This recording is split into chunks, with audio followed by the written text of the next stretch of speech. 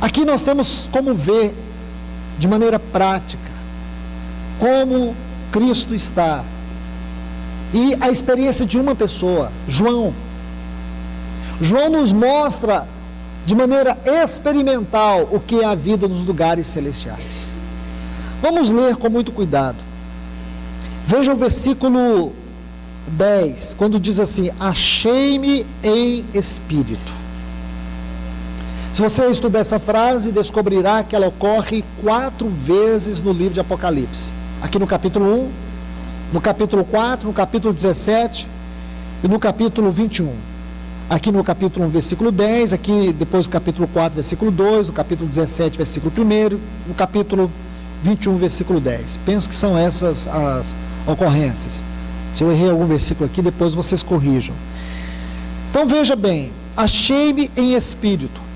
Essa frase, ela não é uma frase relativa ao livro de Apocalipse. Existem 2 outras frases que elas dão sentido a esta frase. A primeira está em Gálatas capítulo 5, versículo 16, quando Paulo diz: andai no Espírito, e jamais satisfareis os desejos da carne. Outra frase que nós podemos aliar a esta, e ela tem o mesmo sentido, está em Efésios 5, 18, enchei-vos do Espírito. Não vos embriagueis com vinho no qual há contenda. A questão do vinho aqui é uma questão de analogia. Ele está fazendo uma analogia, ele usa a analogia do vinho e depois insere a doutrina, o ensino. Enchei-vos do Espírito. Então, achei-me em Espírito, andai no Espírito, enchei-vos do Espírito, tem a mesma tônica espiritual. Somente um homem cheio do Espírito consegue andar no Espírito. Somente um homem que anda no Espírito, cheio do Espírito, ele pode se achar em Espírito. Ele pode se encontrar em Espírito. O que significa achei-me em Espírito? Vamos ver, achei-me em Espírito. Quer dizer, em determinado momento, ele pode se encontrar numa esfera espiritual extremamente elevada. Talvez seria a melhor colocação aqui. Lembre-se, os irmãos que estão estudando desde o princípio esse assunto, quando nós lemos 2 Coríntios capítulo 12, aquela experiência de Paulo, quando ele fala de uma experiência dele, um homem que ele se encontrava no Espírito, um homem que entrou aos mais altos céus, ele diz assim, não sei se no corpo ou fora do corpo. 2 Coríntios capítulo 5, versículos 1 a 9, pode tratar isso melhor, essa experiência do corpo e fora do corpo. O templo elevado e o templo material, que é o nosso corpo.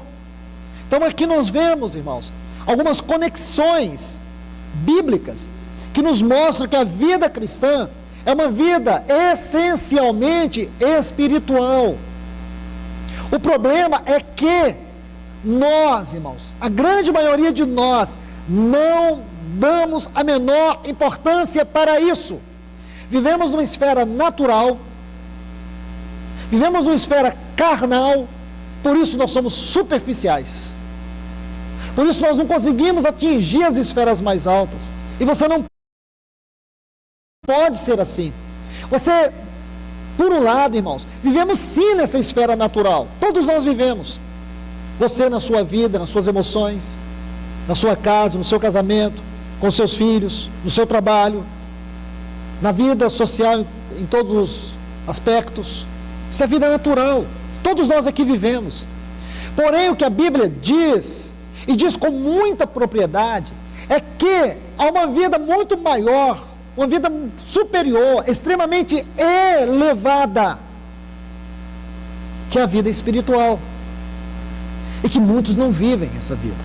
Paulo coloca, irmãos, em 2 Coríntios 5, 7, que nós andamos por fé.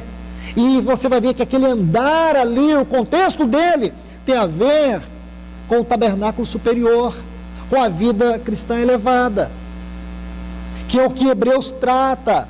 Hebreus trata da vida cristã além do véu. Não é essa vida que nós vivemos aqui, mas uma vida que nós vivemos nos ares, nos mais altos céus, no trono de Deus, porque senão nossa fé não tem sentido, irmãos. Falamos com Deus, oramos a Deus, qual é a base que você tem para orar a Deus e que Ele te ouve? Porque se nós não temos uma realidade que comunica isso, uma realidade real, então nós temos uma realidade virtual